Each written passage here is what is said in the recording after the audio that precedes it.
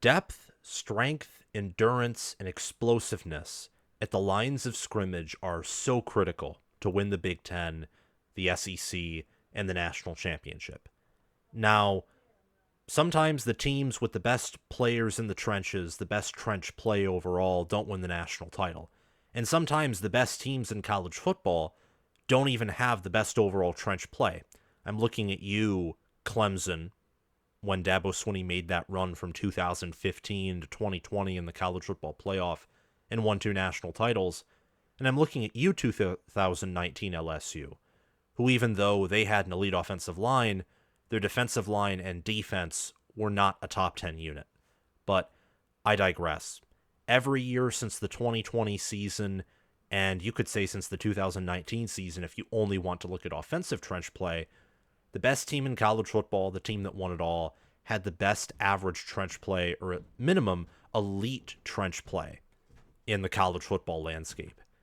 And watching the spring game, watching Oregon play, and don't worry, we're going to be showing love to skill position players like quarterback Dillon Gabriel, wide receiver Tez Johnson, wide receiver Evan Stewart, Jordan James, who I love at running back, and tight end Terrence Ferguson. Trench play is so important, like I mentioned. And Michigan and Georgia in 23, 22, and 21 respectively, and Alabama in 2020, but I know it's COVID, and that was 4 years ago. Man, time flies. So we can just focus on the past 3 teams. Michigan being a Big Ten team, and Oregon in 21 and 22 being coached by Kirby Smart, Dan Lanning's former head coach when he was the defensive coordinator at Georgia. Those teams in those seasons were the best in terms of overall trench play, combining the offensive line and the defensive line. Those teams were number 1 in the country, and it wasn't particularly close. Oregon had an elite offensive line last year, and I would say a great defensive line. In this spring game, Oregon's defensive line, I think, has upgraded. I think that's very clear. Bringing in Jamari Caldwell certainly helped with that, and Jordan Birch returning and Mateo Uyunglele maturing.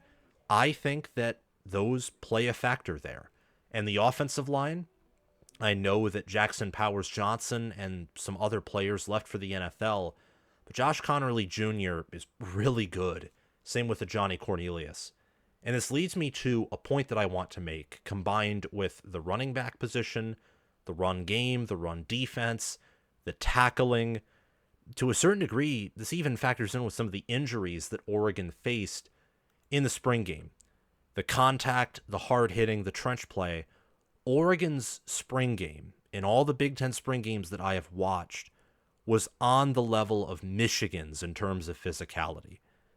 Now, the difference between those spring games is obviously the fact that Michigan basically is only physicality. They are only trench play. Outside of trench play, Michigan has questions essentially everywhere else, except for maybe running back and 1 or 2 defensive back spots. Will Johnson at corner, and then I would say whether it's Zeke Berry, who's replacing Rod Moore, or Quentin Johnson and Makari Page. Probably the latter strong safety position is more secure. But this isn't a Michigan segment. I was just honoring Oregon by making that comparison because Michigan's been the most physical team in the Big Ten for the previous 3 seasons. They won a national championship because they were as tough as nails, and they maximized their talent and developed it to the fullest last season in spite of some injuries, which every team, great, bad, mediocre, greatest of all-time trash, they all go through injuries. Oregon actually has skill position talent, and they actually have a more talented roster by recruiting rankings. They have a proven quarterback, and combined with that physicality in the trenches and a staff and a strength and conditioning program that is great, there's no denying it. Look at Oregon last season. I know that they didn't beat Washington in the 2 times they could, but Washington, that, ladies and gentlemen, was a physical team. Washington and Michigan, the reason they met up in that national championship game last season is they were some of the toughest and most physical teams in the country. You don't think of a team that passes more than they run as a physical team, but Washington was a physical air raid team, which is why they were so toxic to play against, and it was hard to beat them because they perfected one side of the spectrum in the air raid in passing and being flashy and being strategic and just dicing opponents into bits and pieces and burning them up. And then they worked on that opposite extreme of being very physical, particularly on the offensive line, to the point where a running back room that had depth concerns produced Dillon Johnson with a great season, and their defensive line was the strength of that defense, matching up against Texas well in the Sugar Bowl, and they even got some pressures on J.J. McCarthy and were able to slow down Michigan's offense in the national championship game. Case in point, Oregon has improved from 22 to 23 under Lanning. They became more physical, more flashy, more explosive, just better in every way. And while I don't know if that's going to be the case this season, I don't think that Dillon Gabriel has the same ceiling as Bo Nix. Bucky Irving leaving is huge. Troy Franklin, awesome wide receiver, he's gone. And the interior offensive line will just likely take a step back, but maybe it doesn't. I do think that defensively and in terms of toughness and being more consistent, being more prepared to face the top teams, the most physical teams, the most strategic teams, I think Oregon's going in the right direction, and I think that this spring game showed that. Let's look at the defense first and foremost.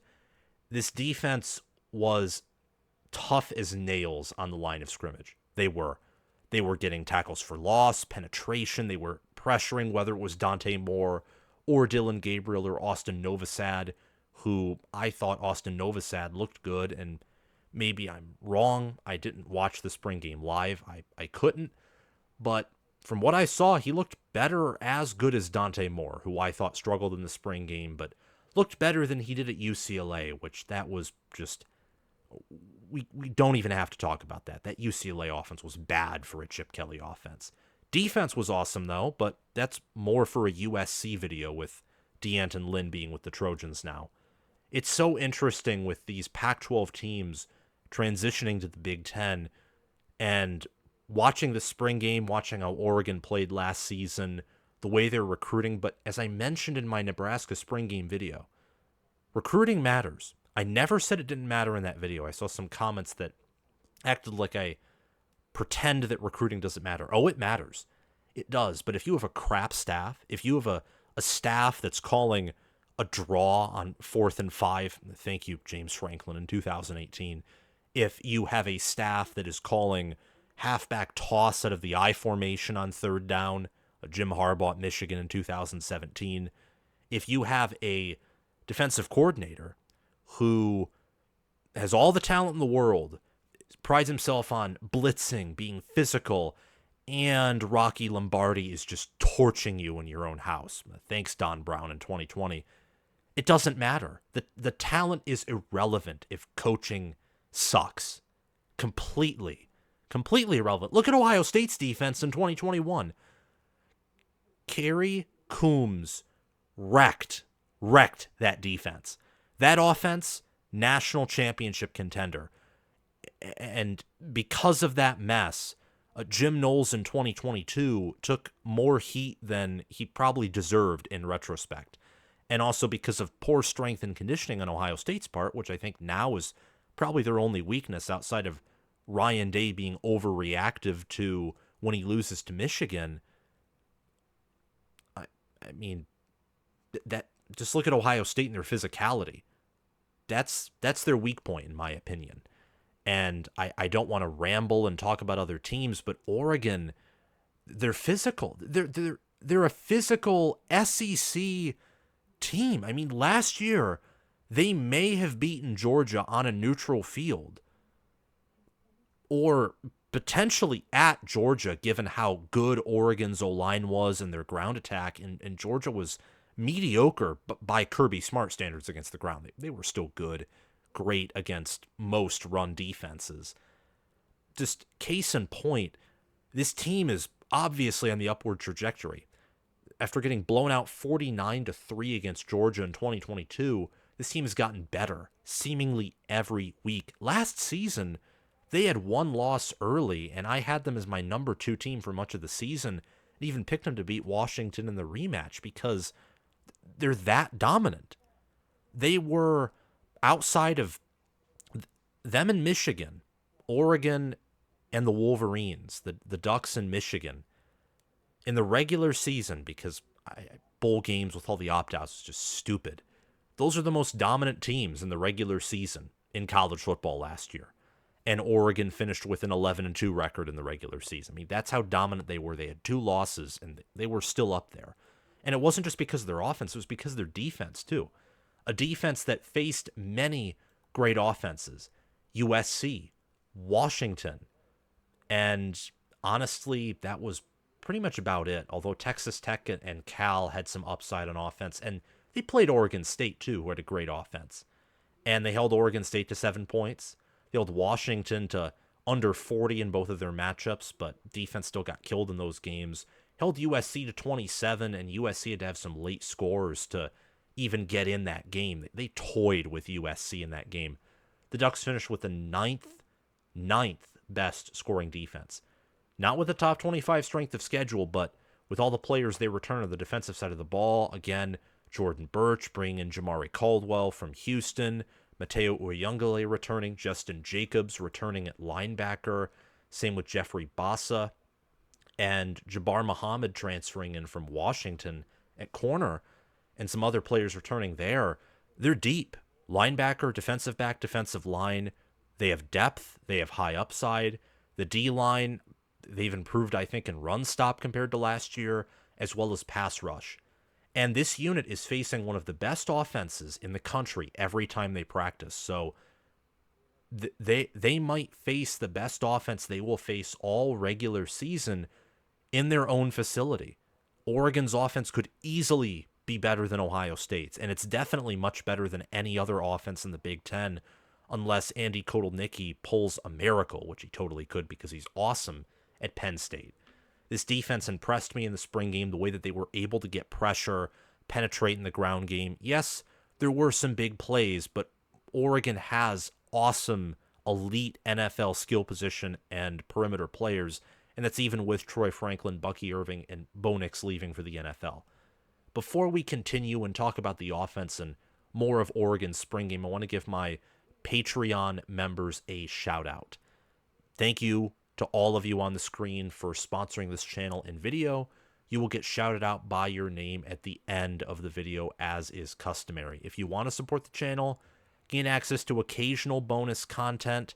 That's only if you're an All-American or Heisman member, though. And the bonus content right now, it's just occasional. It'll definitely ramp up more in the summer, especially in July and August. You can sign up on my Patreon via the link in the description or the pinned comment. If you just want to give a little bit and have your name shouted out, and that's a requirement of me to do, because for you to give extra, I just appreciate it so much, and it's not required at all.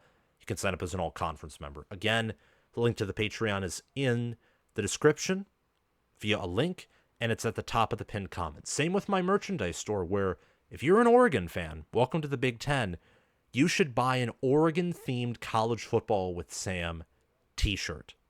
Absolutely should. Yeah, in fact, I'm going to buy one. And the minute it gets here, I'm going to take a photo of it. I'm going to promise that. I'm going to take a photo of it and post it on my community post. So stay tuned for that. In order to stay tuned for that and future content, including Oregon football content, Big Ten football content, and college football content, hit that subscribe button, click that notification bell. That's perhaps the most important thing to do. Like this video and comment your reaction to Oregon's spring game down below. Now let's get back to the offense. This offense, it's so difficult. It's hard to anticipate it taking a step forward when Oregon last season was second in points per game. I think, yeah, it wasn't Liberty, but I forget who was first in points per game last year in college football. But Oregon scored 44.2 points per game, which was good for second out of 133 teams offensively. The Ducks were insane via the ground or the air. Will Stein did masterful things with Bo Nix and Troy Franklin in that passing offense. The Ducks passed for 346.9 yards per game, averaged 3.5 touchdown passes per game, and they ran for almost 200 yards as well. 184.5 yards per game, 5.9 yards per carry, 2.4 touchdowns per game. They had over 500 yards total offense, averaged almost 8 yards per play, and Bo Nix had a 188.3 passer rating, averaged 9.6 yards per pass attempt, and passed for 4,508 yards. He also ran for 236 yards and 6 rushing touchdowns, and both Jordan James and Bucky Irving ran for over 750 yards. They each had 11 touchdowns. It's just an awesome offense. Good coordination, good development, good strength, good push. Last year's offense, that offense would have been a struggle for any Big Ten defense. Now, I'm not sitting here and telling you that I think Oregon's offense last year would have beat Michigan or Ohio State's defense or even Penn State's. I don't think that's the case, and I think the perfect example of that is the national championship game. I think that's the example of how Michigan or Ohio State, if Ohio State beat Michigan on that fateful day, on the final Jim Harbaugh suspension and the first time all season that Ohio State was ranked ahead of the Wolverines, if they just won that game and they were in the national championship game, Ohio State's defense probably would have done something similar to that Washington offense. And Penn State's defense, if their offense had Andy Kotelnicki as their coordinator this season and James Franklin let go of the wheel, maybe they could have been in that position. Who knows? But it was a elite offense regardless. The Big Ten just had generational defenses. They had like 4 defenses in Penn State, Ohio State, Michigan, maybe Iowa, but Iowa played in the weakest division by a mile in the Power 5 this past season, and their defense did suffer some injuries, so I don't know if I'd call their defense generational, but statistically speaking, the Big Ten fielded 4 generational defenses this past season. Maybe Oregon can be one of those this year. I'm not going to predict that, but I think they could be a top 10 unit. They'll at least be top 15. Maybe they'll prove me wrong. Maybe. The O-line, it's so difficult because the D-line, I think, is upgraded. The defense, I think, is going to be better. So the offensive line could be elite. It's just this defense is really just NFL level good. And if that's the case, watch out. Oregon might just win the Big Ten. And in fact, they're favored to reach Indianapolis and match up with Ohio State for the second time for both teams in the season. They're a great unit, regardless of how good the defense is, in my opinion. They still have some things to work out, new starting center, some new guard play, but their tackle play is great. They're elite. Again, a Johnny Cornelius and Josh Connerly Jr., that's the best or one of the best tackle duos in college football. It really is. And they did a good job overall of protecting Dillon Gabriel and the quarterbacks. The skill positions are thriving, in my opinion. Running back Jordan James is doing well. Noah Whittington should get on the scene this season after being injured last year. Terrence Ferguson had some big plays. And Tez Johnson, always open, always reliable, could be the best wide receiver in the country this season, which would be awesome. I believe in this offense, and this roster combined with the Ducks staff, I think will work wonders this fall. And Dillon Gabriel, I don't think he has the same ceiling as Bo Nix, but Bo Nix last season set the NCAA record for completion percentage at 77.4%.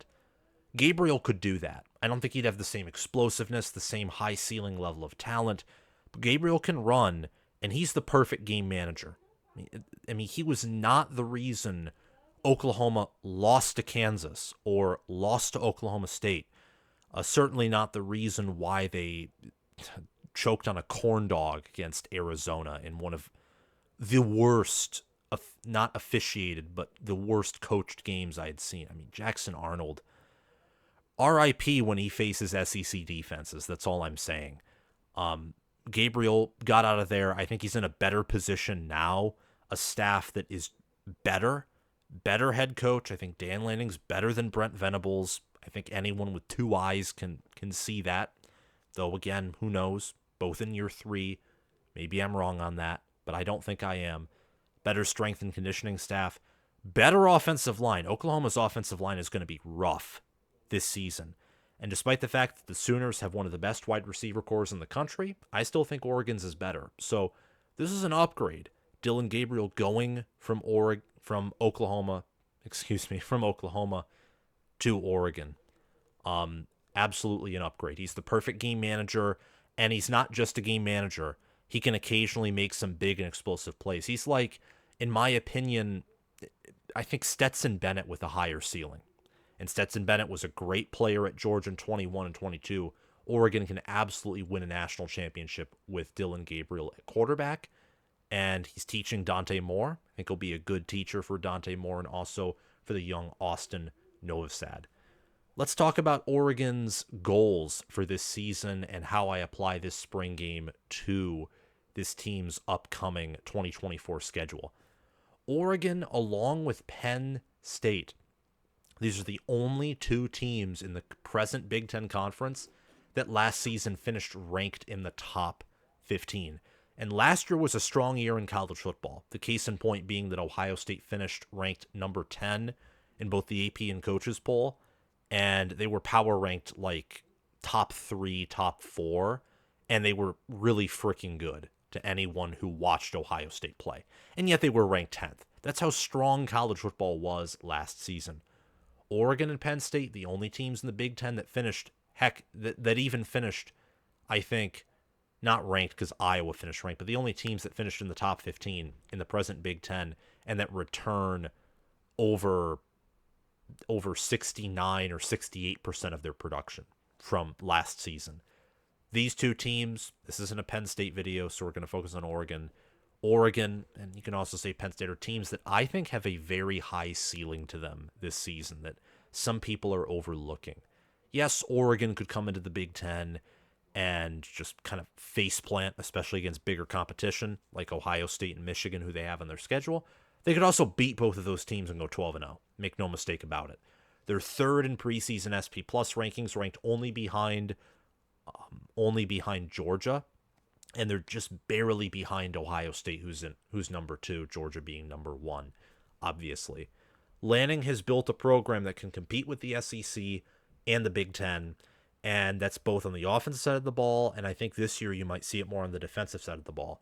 The offense will be lethal in the ground and air game, and they could easily reload and be just as good of an offense as they were last season.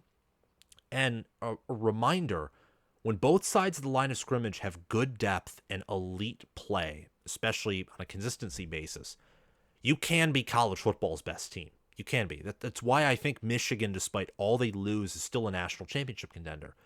Because right now it looks like they might have, yet again, the best average trench play in the country. That's despite losing so many of their starters, but they've developed so well and have so much experience, even in their backup roles from last year, now their starter roles, that they could do very well in the trenches.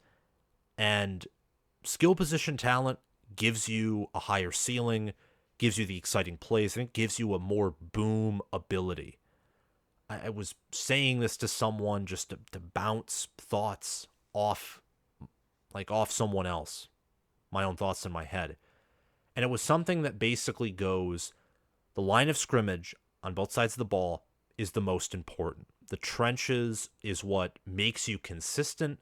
The trenches is really what makes you the national championship contender. But while elite trench play is great to have, and I would say good trench play is required to win it all, maybe great, having that elite perimeter play is great as well. And it can really be a game breaker. Elite perimeter and skill play is more game breaking, in my opinion, than line of scrimmage play. But in order to get to the position where you need game breaking players or game breaking moments to win, you have to have good line of scrimmage play. I hope that makes sense. The case in point is Scott Frost at Nebraska. The skill position players gave him the ability in 21 to have that year where they were in with anyone, where they could compete with anyone because they had explosive playmaking capability and they had talent there. And you have talent at the skill positions, you can be in it with anyone. The problem is they weren't consistent, and that's because their trench play on both sides of the ball, but especially the O-line, stank. If you just gave that Nebraska team great trench play with that receiver and secondary and skill position talent, even with the coaching staff, they probably would have went bowling and maybe beat Michigan or Michigan State or Ohio State that season. I hope that makes sense. Oregon has both of these things and both at a high level. Michigan, I think, is pure trench play right now. Ohio State, I'm not going to say pure skill play because I think their D-line is elite, particularly on the interior, but they lean much more strongly toward skill position and perimeter play than trench play. They have big questions along the offensive line. USC, they totally, they're the opposite end of the spectrum as Michigan, for example. They totally lean skill play. Their secondary will be the best unit on defense. Their receiver core, quarterback room, running back room will be much better than their tight end and offensive line rooms. Oregon is in the middle. They're balanced between those extremes, and they're elite. They're at the top of the mountain on the triangle, where at the two bases of the triangle, you lean extremely toward trench play, and you lean extremely toward perimeter play, skill position play. And then when those points converge at the top of the triangle, that's your elite teams right there, who are balanced between the two, who don't lean extremely toward trench play or perimeter play, but they're elite at both. That's Oregon right there. They're right there. They can be college football's best team this season. They have some questions on defense, but they have the players to be a top 10 unit. This offense could easily be the best in the country. And with that in their schedule, they should compete for the Big Ten title, the national title, and it should be expected of them to beat one of Ohio State or Michigan and at least go 11-1.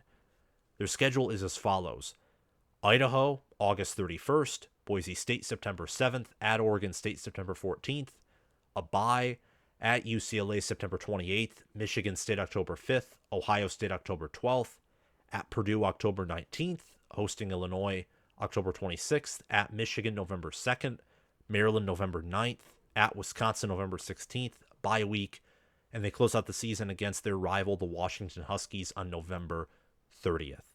That's all I have to say in this video. Thank you guys so much for watching. Make sure to subscribe, like the video, and click the notification bell. Thank you to Crash2488 for being a Heisman patron and for sponsoring this channel and video.